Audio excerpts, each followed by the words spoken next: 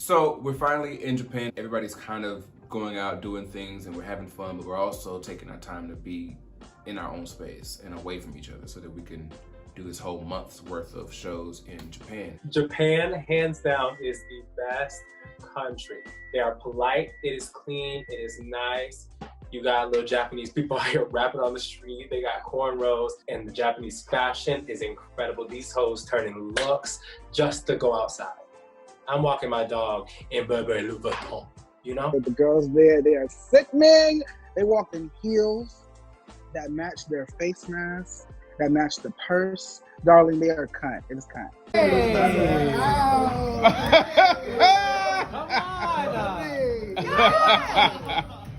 Oh.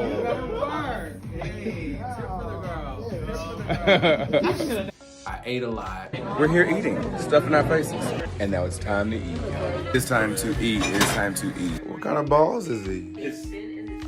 I'm not sure. I don't know if they're pork balls Oh. or they're beef balls. Okay. Pork beef balls. So mystery balls. You ain't about it? I'm not about it. You know, I tried it. Twice. And I tried it. A poke bowl? You a bitch. You a bitch. I want to get too much of a grill on that. Mm-hmm. Amen. Shout out to Victoria. I'm cooking for these niggas in a restaurant. I gained a lot of weight. Shaun came into town.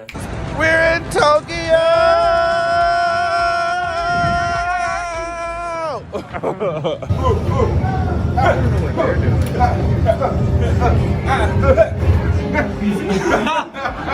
Y'all are idiots. My trip to Tokyo was transformative. It was life-changing. It was like affirming. It was like magical.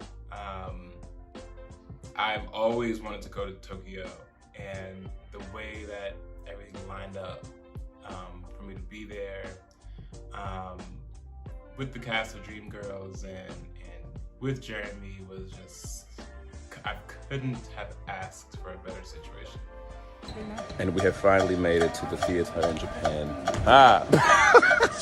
We're back. Ladies and gentlemen, the Apollo Theater continues our legendary talent contest with the indefatigable Sisters. I'm looking for something, baby, something that'll give me a ride.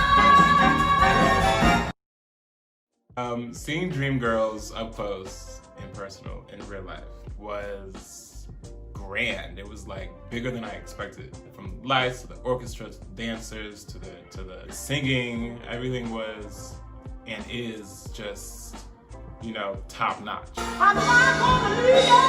There's no way I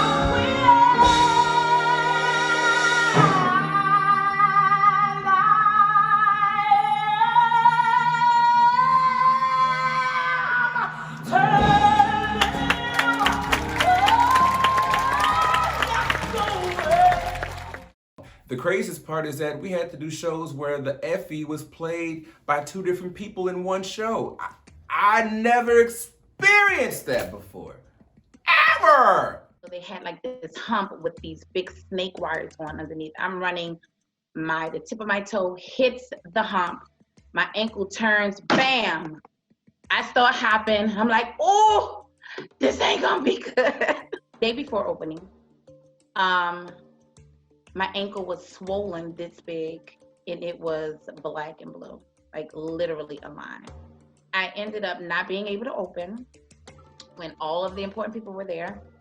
So that was very hard for me.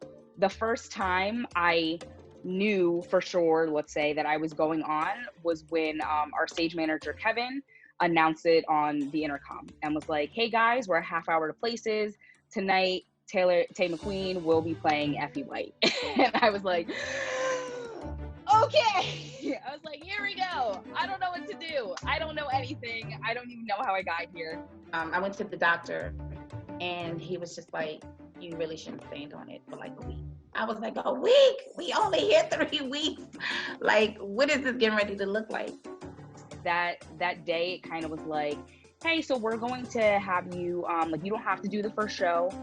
We'll let you like kind of like shadow Bree as she like moves through everything. And I was like, oh, okay, that's cool. Between that hour maybe that we got in between shows, I was sitting there getting a wig fitting, I was doing a clothing fitting, and then we quickly walked through the show again. So it was like, okay, so you have this, when you exit on stage left, stage right, this is where you go because you have this change. It was all very quick. By the time all of that had finished, we were 30 to places. Bree Javis, who was the alternate, was instrumental in helping me get through that night. I would not have been able to get through it without her. I was in my room. I wasn't crying, but I was mourning. I'm like, this is opening night. Why am I not opening this show? I was so nervous. Like, my heart was jumping out of my chest. I was like, I'm going to embarrass myself on stage tonight. It's going to happen, but there's nothing else you can do about it. So let's just go out there and do it. I only had one opportunity to go through, and I'm telling you, and it was nowhere near where I wanted it to be. I obviously, I would love the chance to do it again, but I'm happy with how it played out. But there were definitely times where, you know, I don't know if people didn't realize I was close, but I would literally hear cast members come out of their mouths and say, she's not good enough. What would you do if your boss told you, you know, you had to go on because the other understudy like isn't prepared? Like, hearing that stuff really is what got in my head. The VIPs came to me and they were like, the people haven't heard you yet. You know, we've been doing footage of you the whole time, running for months, and it's your voice that they're hearing. And that was kind of getting to me, but I was like, at the doctors, I went to therapy. These are all people that you sent me to. All these people are telling you, if she puts weight on this ankle, it's not gonna be good for her. She definitely can't do this choreography. So they were like, what can we do? Because what we couldn't do was not have my voice to come back into the show. They want what we signed up to do. This is business. So I was like, okay. And so we had a meeting with the creators. We had a meeting with the Japanese. We had a meeting with her all together, and we came to a conclusion that that would be the best thing to do. So for the first time in even my career in history, we split the show. It was presented in such a, how I would describe, like a dramatic way. This is only gonna happen if you're okay with it, only if you're okay. That's why we're asking you. We wanna make sure that you're okay with it. I was like, what is the thing that you think I'm not gonna be okay with? And she was like, so, you know, the Japanese people came to see Kadejah, and they really haven't gotten the opportunity to do that because, again, remember, her injury happened dress rehearsal. So I was like, oh, right. I was like, oh my God, that's crazy. You're absolutely right. They haven't. It started off that she did the entire first act, and I came on and I did the big songs, which was And I Am Telling You, I Am Changing, and then she finished the second act. What I just heard in my head was I get to do all the fun parts, and Kadejah gets to do the stressful part, which is great because she sounds amazing singing both of those songs. So that works for me. I did And I Am Telling You with the cast on my foot.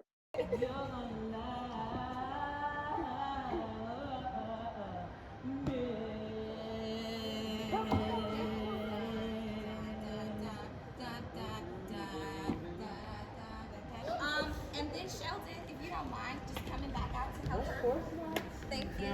So all you gotta do is get up there. Okay.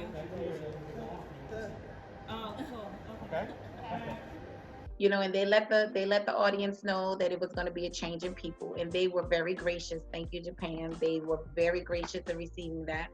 And then healing, exercising, working out, still going to physical therapy. By the time we got to the final week, I was able to finish strong and do the last week of the show. I'm so happy that I got that opportunity, that I got to, you know, make my Effie debut. But honestly, I think that was probably one of the worst processes I've ever gone through in my life. if I'm being completely honest, talking about it right now is literally giving me anxiety and making me emotional because of how much I'm very much of a like, I got it, I can handle it. Like, I'll just do it. Like Olivia Pope. Like, I got this. But really to have it, I felt like everything was on my shoulders. Everything. So it gets heavy carrying the weight of show business sometimes because you feel like you have to impress all these people. You know what I mean? You feel like you have to just always be great, which you want to be, but you don't want to do it at the extent of harming yourself. Well, we made it work.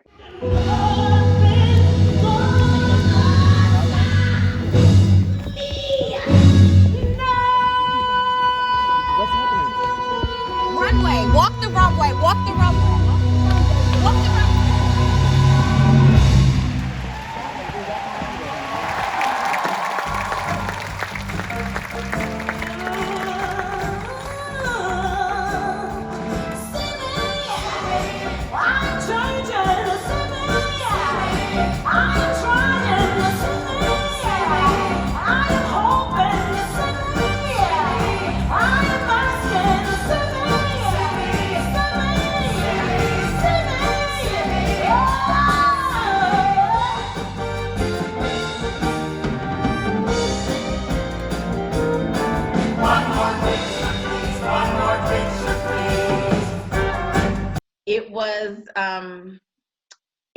It was an experience.